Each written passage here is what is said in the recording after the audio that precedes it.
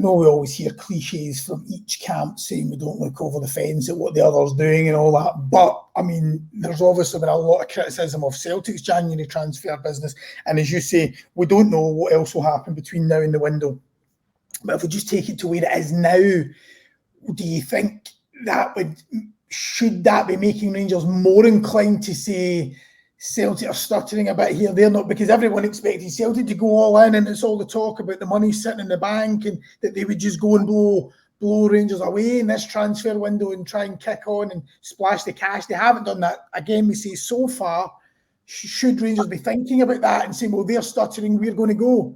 I think so. Well, I just think they'll regret it if they don't win the title, because, as you say, no, there's a real negative feeling around Celtic and Celtic Park at the moment, which is relatively rare, certainly in the last 10 years. We've seen it on Saturday, getting booed off the pitch after a 1-0 win. Brendan Rodgers doesn't look happy.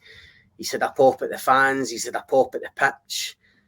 Punters clearly aren't happy with their business, and I don't think that will be remedied by Adam Ida coming in for Norwich if that happens, because I just don't think he's the guy that Celtic fans would have been looking to in terms of bringing in another striker to compete with Kyogo.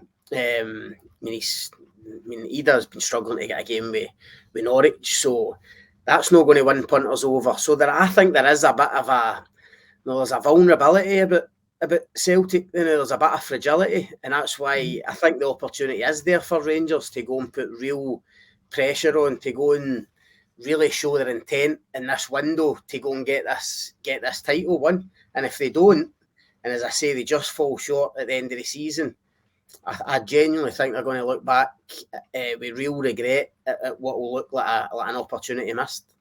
I think Scott's right. I think there's just every incentive there for Rangers. Celtic are, in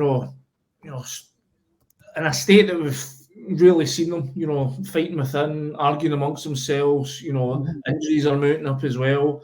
I think Scott's right. There's a chance here. There's a window here. It's been there so few times for Rangers, and they have to take it if they're serious. That's why I'm not surprised that they've sort of went with a level of investment this season, this month. I think they've realised that this is a Celtic team that are beatable and are catchable, and that's why they're now trying to put their money where their mouth is. It's just that it does seem like they are going sort of all in on it. You wonder what sort of ramifications this would have in the summer. If they don't get that Champions League, does this sort of cut down on what they can spend in the summer? We saw, under the Steven Gerrard sort of era, that they did sort of front load a lot of their investment, and that sort of came back to bite them a wee bit. Once they'd won the title, they didn't have the money there to go and sort of, what was it Steven Gerrard said, fix the roof when the sun was shining. They couldn't really go again. They went the start of that season, the 55 season, where they brought in Kemar Roofe and Cedric Hinton, and they really sort of pushed the boat out to get the signings in that were going to take them to the title. Well, it looks like they're doing that again. But again, it comes with risk. They have to get results from it. If they don't, then what impact does that have going into next season?